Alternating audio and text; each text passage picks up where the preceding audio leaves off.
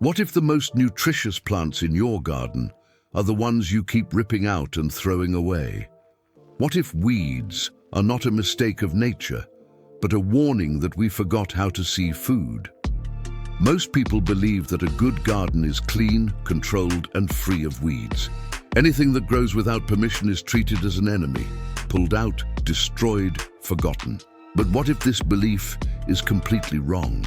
In this video, you'll discover why several plants labeled as weeds are actually powerful superfoods, rich in nutrients, history, and survival value.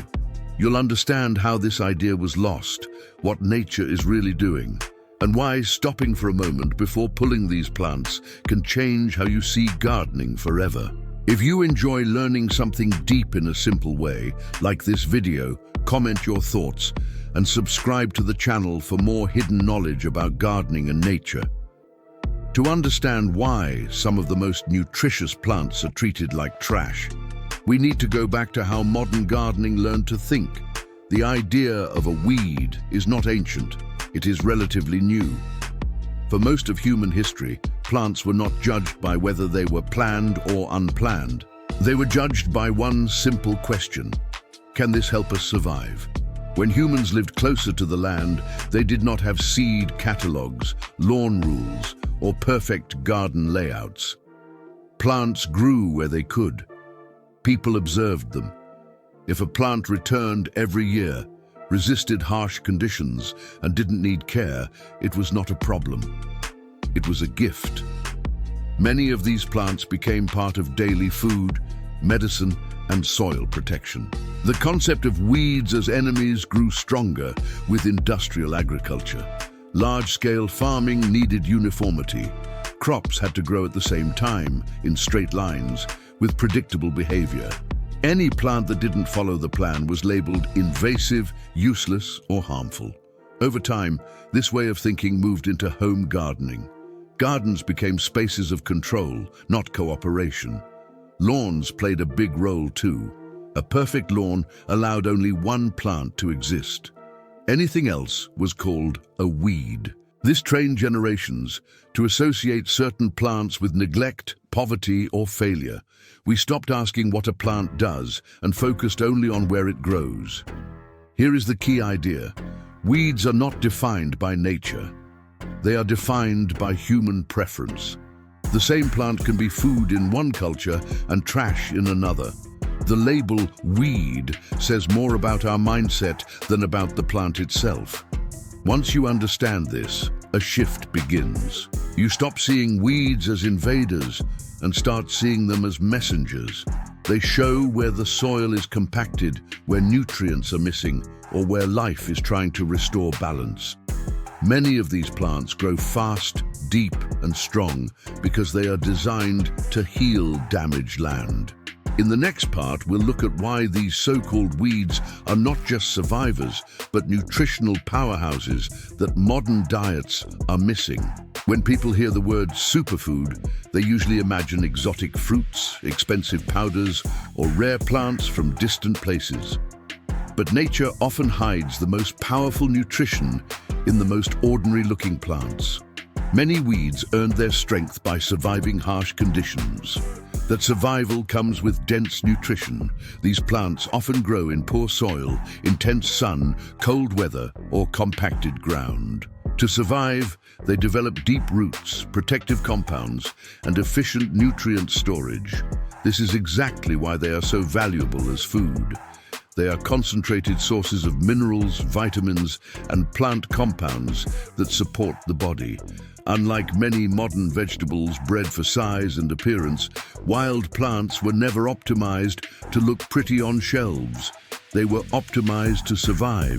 That means their leaves are often darker, their taste stronger, and their nutrition richer. Bitter flavors, which modern diets avoid, often signal beneficial plant compounds that support digestion and balance. Another important point is diversity. Our ancestors ate many different plants, often in small amounts.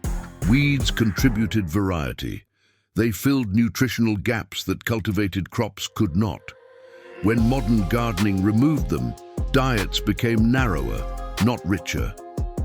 These plants also grow at different times of the year. Some appear early in spring when other food is scarce. Others thrive in heat or drought.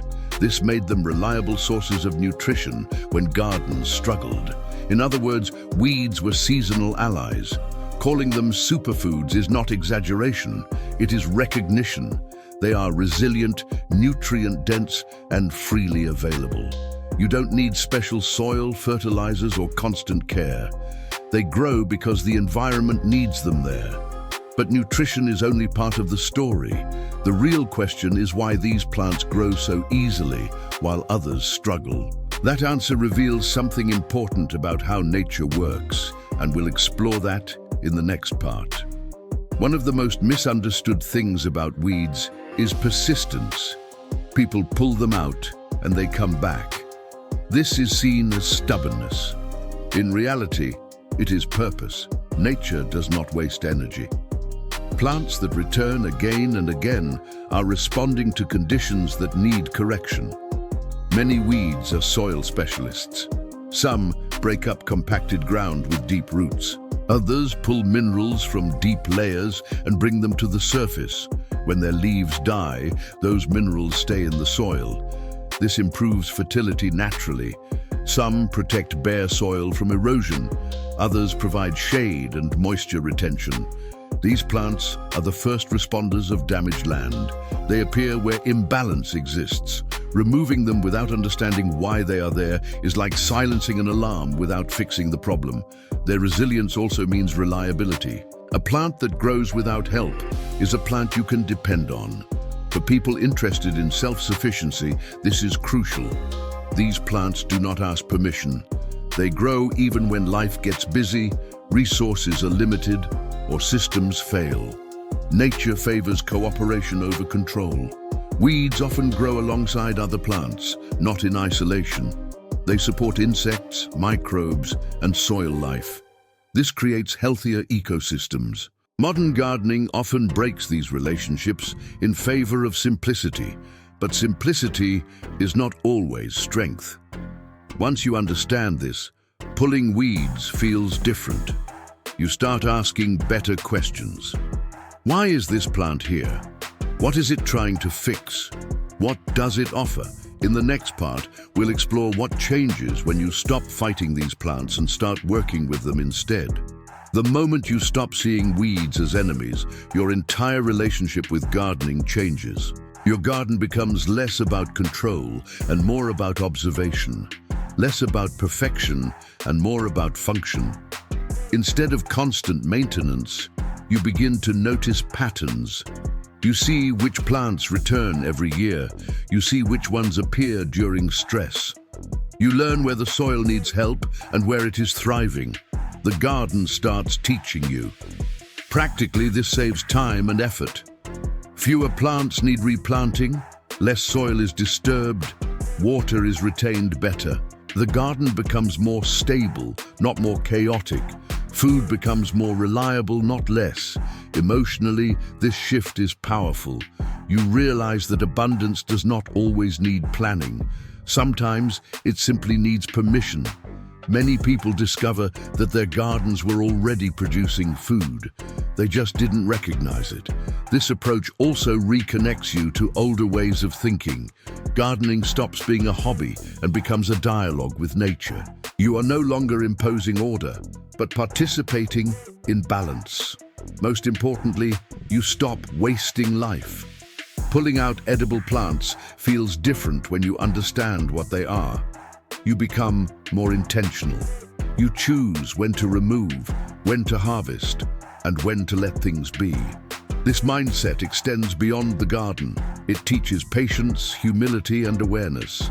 It reminds you that not everything valuable is obvious or approved. And that brings us to the final reflection. Sometimes the biggest mistakes are not what we add, but what we remove. The plants we call weeds are a perfect example of how easily knowledge can be lost when convenience replaces understanding. These plants were never useless. We simply forgot how to read the signs nature gives us. The next time you see a weed, pause, look at it. Ask what it's doing there. You might be standing in front of food, medicine, or soil repair without realizing it.